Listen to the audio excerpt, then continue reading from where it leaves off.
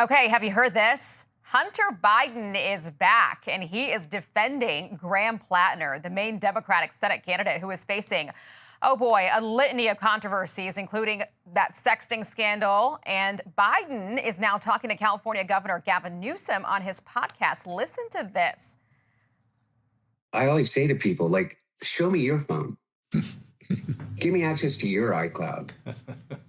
Let's go through it and pull everything that we can that is inappropriate, that is off color, that is, that selfie that you took when you're drunk off your ass and, you sent it to your blah, blah, blah.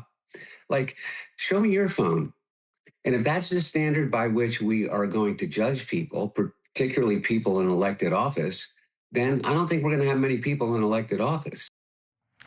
Let's bring in Sage Steele, former ESPN anchor and now the host of the Sage Steele Show, and Jose Aristimuno, former DNC press secretary, now CEO of VIP Media Solutions. Sage, I'll go over to you first. Give me your response, but also he talks about standards. Should we not have higher standards for people who run for office? I think it's safe to say we should. I just think this is one of those moments, Ash, and I'm so glad to talk to you in person, that we've got to consider the source, right?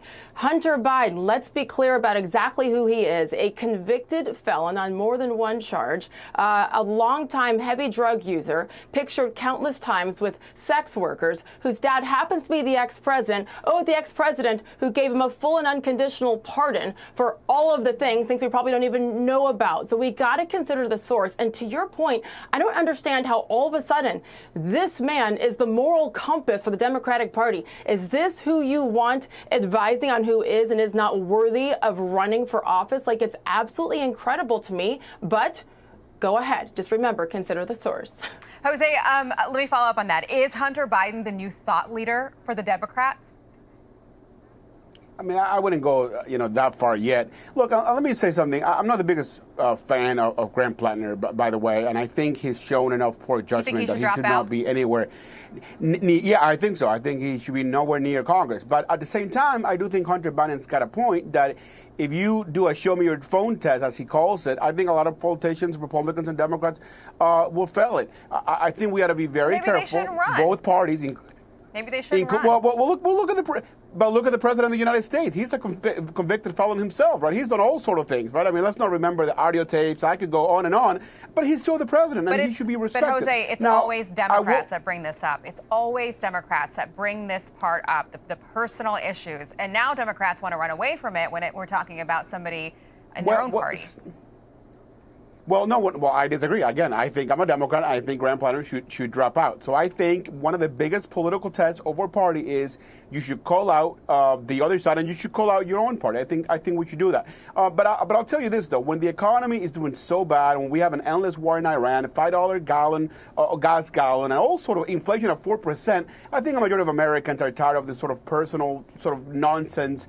Again, I think Graham should have no place in Congress, but I think we ought to be talking about the real issues of the day. About how about we save the economy? No. Sage, you're nodding your head. I'm going crazy because, yes, there are other issues. Let's focus on this one issue, Jose. And at the end of the day, to me, it's shocking that Democrats can't be consistent, and maybe that's on me for expecting a little bit more. But they're the ones that have stood out there, I mean, thousands of times from any number of politicians across the country calling Donald Trump a Nazi, among other things. And then it's okay when this guy has the name tattooed on his chest. As much as he tries to cover it up, it's not going anywhere. You know what this feels like to me? This feels like they're trying to kind of pardon Graham Platner, just like Hunter Biden got pardoned. So I don't go there with me. Focus on this one issue. I believe there are much better candidates for the Democratic Party to run than Graham Platner. They're being stubborn. They won't admit that they've made a mistake here. This candidate is different, Jose, I agree. because I agree. One second. This candidate is very different because there is something new that comes out about him almost every single week. And there is a new New York Post headline here where an ex-fiance talked to the Post and said that not only did he cheat on her, but also bragged about that Nazi tattoo, said that it was a reminder that the U.S. was the evil bad guy. In the meantime, there was another ex-lover that came forward and said, no, a lot of these allegations are just lies. So it's like never ending with him. I agree. I think he's got no place. He should be nowhere near Congress. But I'll tell you this, though. I'm actually very happy that we have a bunch of other candidates that are nothing compared to Graham Platner. People like the governor of Virginia, the governor of New Jersey, the mayor of Miami, moderate Democrats like myself, who are not even focusing on attacking Donald Trump. They're focusing on fixing the economy, border security, and that's why we keep winning back to back. I think we're going to do really, really good, really well. So why are they in the sticking midterms with if we Platner? focus on Why not middle. acknowledge this one, Jose? Why not acknowledge this one? Call it a day. Find the right person out there. You're saying there's so many. Why are they sticking with him? At the end of the day, it's a democracy. The people of Maine want to stick with him. I can't speak for the folks of Maine. Was it a democracy when Democrats they're dumped Joe Biden in 2024? Look, Hunter should have brought that up. I can't believe we're still talking about Joe Biden. He's not the president of the United States, okay? Donald Trump is, and he's got 34% support level. Well, maybe Hunter Biden should stop doing interviews, because every time he comes on, we got to talk about his dad, too, and his mom, too. Jose, Sage, thank you very much. Have a great weekend. Great to have you. Be sure to like and subscribe for all the Fox News latest on YouTube, and catch full shows streaming now on Fox One.